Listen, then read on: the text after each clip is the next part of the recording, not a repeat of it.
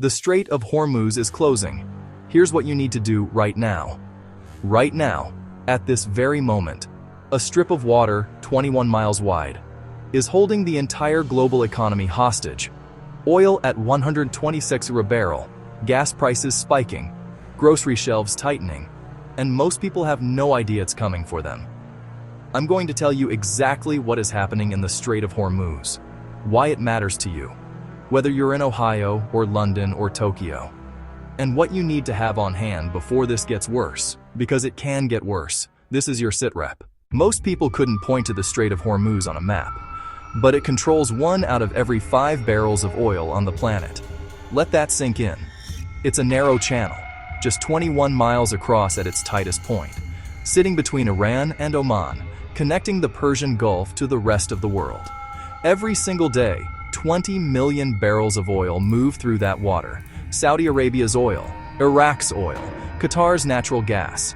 If it closes, the world feels it. On February 28, 2026, the United States and Israel launched coordinated strikes on Iran. Operation Epic Fury. Iran's supreme leader, Ali Khamenei, killed. Iran's response was immediate and calculated. They didn't launch a nuke. They didn't invade. They did something smarter. They closed the water. Iran's Revolutionary Guard, the IRGC, put every ship in the strait on notice. Cross this water, we will attack you. And they meant it. 21 confirmed attacks on merchant ships. 12 sailors killed or missing. Ships abandoned mid-route. 1 tug sunk. Tanker traffic dropped 70% almost overnight. Then, near zero. Here's where it stops being a foreign policy story and starts being your story. China gets 1/3 of all its oil through the Strait of Hormuz. 1/3. When China's factories slow down, the stuff on your store shelves disappears. Europe? They import 12 to 14% of their natural gas from Qatar through the strait. Right now, European nations are scrambling.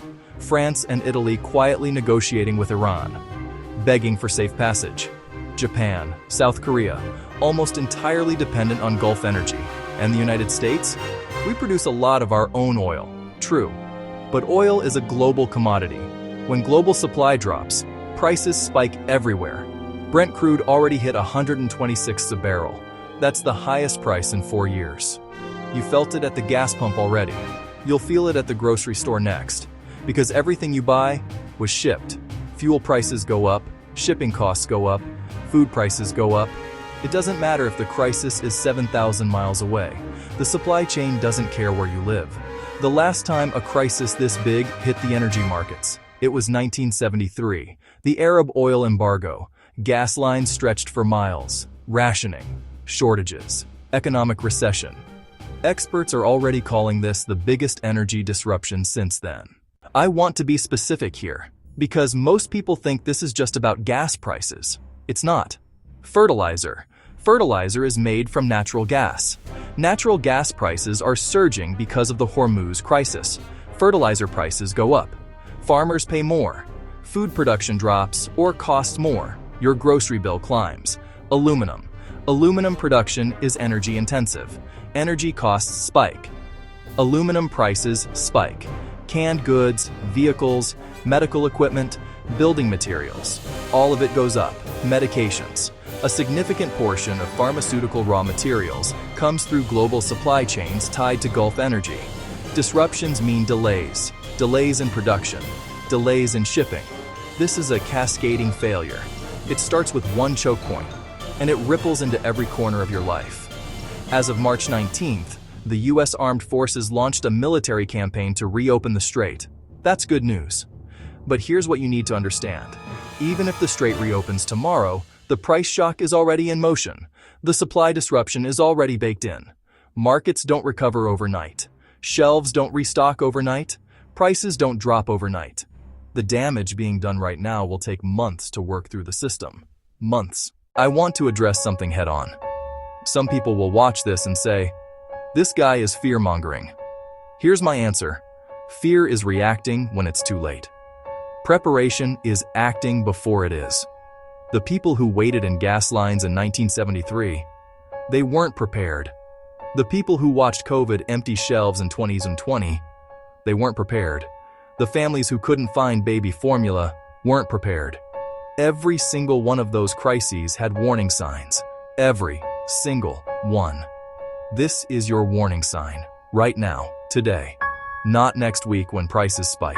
Not next month when shelves thin out. Today. Being prepared doesn't mean you're scared. It means you're smart. It means when your neighbor is panicking, you're calm. It means when your family asks, "What do we do?" you already know the answer. Based on what we're seeing from this crisis, 3 categories are going to get tight first. Fuel, food, medicine. Let's talk about how to address all 3. This is the part that matters. Not the geopolitics, not the analysis. What do you actually do? Category 1. Fuel gas prices are spiking now. They will continue to rise as this crisis develops. Fill your vehicle today, not this weekend. Today. If you have approved fuel storage containers, fill those too. A 5-gallon approved gas can with a fuel stabilizer like Stabil can keep gasoline stable for up to 24 months. If you have a generator, now is the time to test it and fuel it. Propane is your backup. If you have a propane grill, fill the tank. Propane prices will move too. Category 2. Food. Your goal right now is 30 days of food on hand. Not 3 days, not a week. 30 days. Start with the basics. Rice and dry beans, calorie-dense, shelf-stable for years, affordable right now. Canned proteins, tuna, salmon, chicken, beans, canned vegetables and fruits, rotation-ready oats and pasta, bulk buys, long shelf life.